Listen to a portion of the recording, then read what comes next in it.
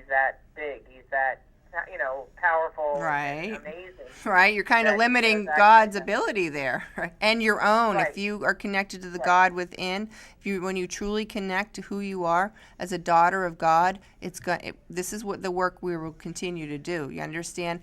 That is exactly what happens to me when someone yells at me or screams at me or whatever. I immediately connect to who I am, my divine birthright. And with that divine birthright, I'm able to stand my ground in my power and also look at the person and say, silently to myself, you make mistakes too, or whatever it is. I don't feel inferior. My inferior complex left. It's a lot, or maybe it's not 100, but it's much, much better. And so that's what we need to work on, or we'll continue to. I was able to reason with myself afterwards and, asking God to bless him, because obviously something isn't right for him to lash out like that at another person for a silly reason. Yeah, that's pretty. I think that's getting too much into him, really, because absolutely. Because that's if you were beefed up, right? It's always about the other person, and I know that sounds silly probably to a lot of people, but I understand. It's somewhere ingrained in me is the idea that you put others first. You put others first, and that's what I do. I'm looking and thinking, he must just be having a really bad day, and may God. And so are you. And so are you. Who's praying for you? It ruined my morning. I know. Well, this is okay. This is the issue. Okay, so let me work to energetically transmute some of this inferior energy of you, so that you can feel as beautiful and powerful as you're here to feel and acknowledge within yourself. And it'll keep you more Teflon free from all the people who's, frankly, it's really not your concern of how they heal or don't heal themselves. How's that? Right. Teflon. I like that. That's kind of giving you, unless he's asking for your help, I would let God handle him. Remember, vengeance is mine, says the Lord. I think along with that, I'm hearing, working on people that he's not asking for your prayers. Right. But God's with him too. So I feel like if I bless the person that cuts me off in traffic, or the person that's rude to me on the street, that's healthier for me. Yeah, I'm not saying there's anything wrong with that, but hear what I'm saying about deflecting. Talk about Teflon. My old way of thinking would have been, you jerk for cutting me off. So that's better. It's definitely an improvement, but you're leaving yourself out of the equation. So you're worried. I'll worry about his bad day, and you're having a miserable day. Who's worrying about you? I mean, you need to take care of you.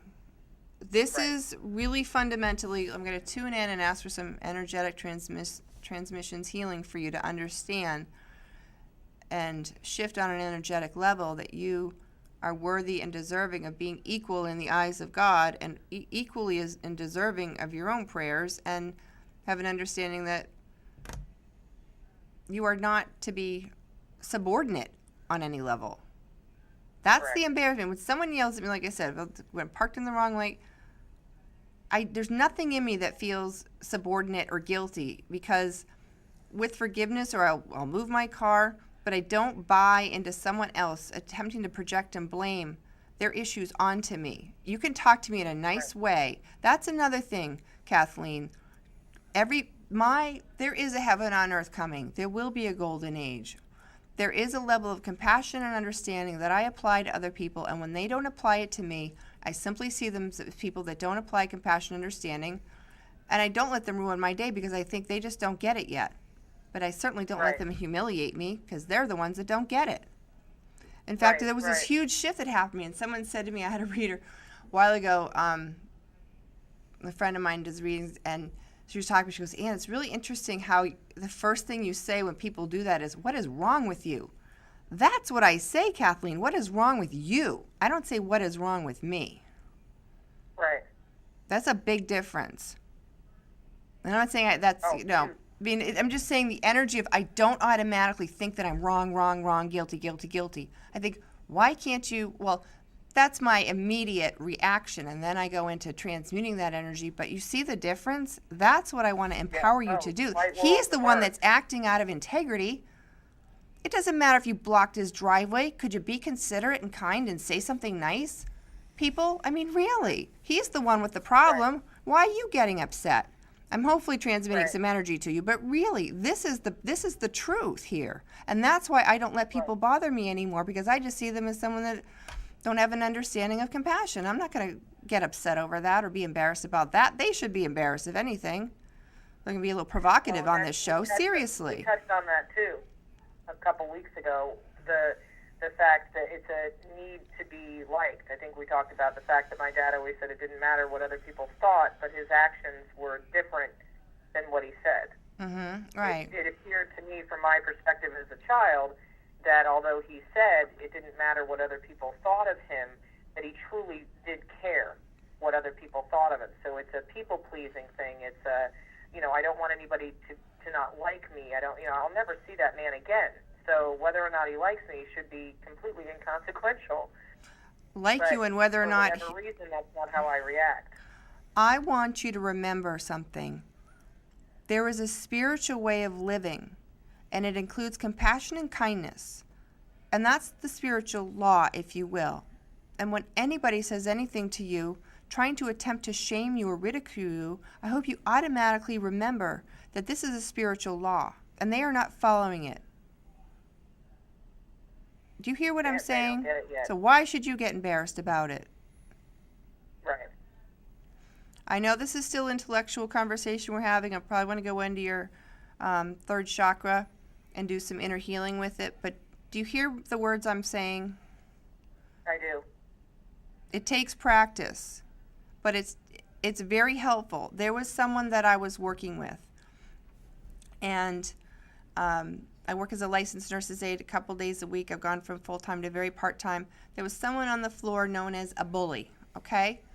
A year ago, I transferred to this floor, and when I asked to go to lunch, or we have lunches that are regulated. We get a half-hour lunch. We go in shifts so that someone is always covering the floor. So say that it's either 11:15 or 11 or 11:15. So you don't ask to go to lunch, okay? I say to this person last May, I'm going to lunch. No, it's 11 o'clock. And she's the bully on the floor. And she starts going to the side and she starts talking about, she's like, well, you go when I have not finished my rounds yet. You'll go when I'm done. Now, last May, I've come a long way in a year. What I did last May was I waited to go to lunch until she said I could go, okay? I didn't feel humiliated or get embarrassed, right? But I did let her dictate my lunch a year ago, okay? A few months ago, I was working on the floor with her again, and I said, I'm going to lunch. It's 11. She did the same thing, Kathleen. She sputtered. She says, I'm not done with my this, my that. She's like yelling at me, attempting to humiliate me, make me feel I don't even deserve a lunch. Guess what I did? Took your lunch. I said, I'm going to lunch. I said, I didn't ask you about where you're at with your work. I'm telling you I'm going to lunch. And I walked off. Yeah. Can you believe, see the difference? See how you understand that? Isn't that great? She treats me like gold now. Seriously. Right. She does. She doesn't mess with me anymore. I've had to do that with a lot. I have a tendency to back down, and I don't like that. Yes. You know what? Let's go into that, because it took a lot of guts for me to say that and stand up for myself, but I'm telling you, I walk the walk that I tell you all about. And I tell you when I've had trouble with things, and I give you the tips and techniques that I use to get to the point. And when you do this over enough, like people that are the bullies on the floor now smile at me. And you know what? It feels hard, though. I would say it's still, I'm going back into the feeling when I said I didn't ask for how far you are with your work. I think I shocked her. Everybody kowtows to her, right? Right, and I just really realized I've connected with my inner gifts. I respect myself. And whether I've written books or coached people all over the country, it's just something inside of me that just says, I'm not going to take your crap, because I'm not going to give you mine. I don't deserve it. Right. I don't deserve it. So Well, a lot of it boils down to having kindness and compassion for yourself, which is something I've never been good at. Yes, yes. Respect for yourself. Bringing yourself Oh, yeah. up to the equal level. Now, she tried to assert herself. I don't care if she's been there 15 years or 2 years or 20 years. She's no better than me. That's the energy I Right. approach her with. And again, I worked with her the other day, and she was like, Ann, do you need help with anything? I mean, it's completely turned around. And Right. it's because I changed my energy, Kathleen. She's not any different. I changed my energy and all I do is build myself up from the inside out. So it can be done. All right. So let's That's go. great news. Yeah. Good. Let me go into one of your chakras and see where I feel like the throat chakra, communication. You get a little stuck with that. Do you agree? Yes. All right. So I'm going to say my prayer. I'm calling Archangel Gabriel. It's always good to come through. Now, the throat chakra has to do with feeling like you're not stifling your feelings and you're not yelling. It has to do with balanced communication. And it's the center where we're able to express ourselves in a healthy manner and feel heard from our heart. And when we speak from our heart, we create no harm. So go ahead and tell me, when I talk about these qualities of the throat chakra, communication wealth center as I call it, what comes up for you?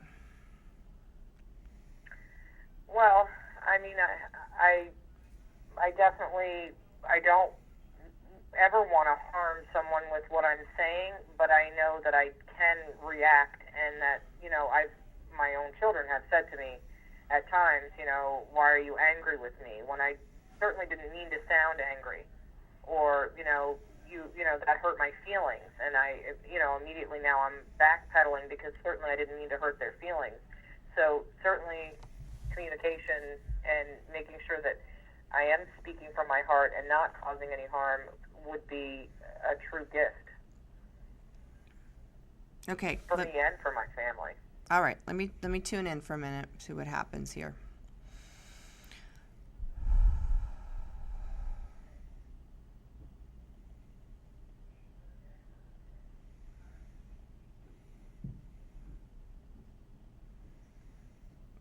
Kind of like overcompensating. Like if you don't say anything for a long time, you have a difficult expressing.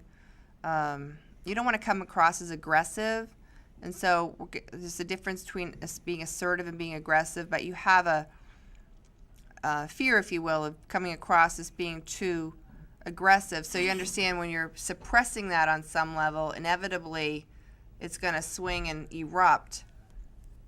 When you least expect it, because I don't want to seem pushy or bossy, and I feel like some of that is actually societal, because society teaches men to be leaders and to be strong, and if a woman does, she gets called names.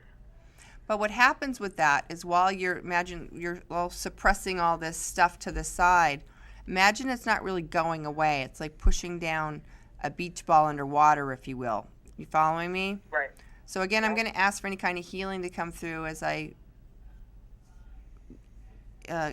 guide you in what's happening, or enlighten, if you will, for a higher, different awareness in your situation.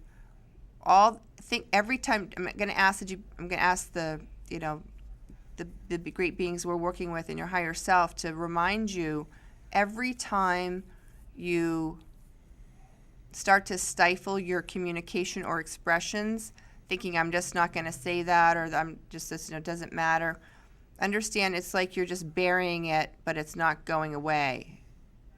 Okay? Right. You following me? Oh, absolutely. So, as a practice to help you moving forward, I almost feel like it's time to get that journal out and express the feelings, because there's a book called Feelings Buried Alive Never Die. That's an actual title of a book. Isn't that great? Feelings Buried Alive Never Die. You might want to check that one out. A lot of those buried. I think you might want to check out that book if you're interested. Just, trip to the bookstore, flip through it. But have an understand. This is the understanding that we're relaying to you today, is that those feelings and those emotions are not going away. They're getting buried. Okay?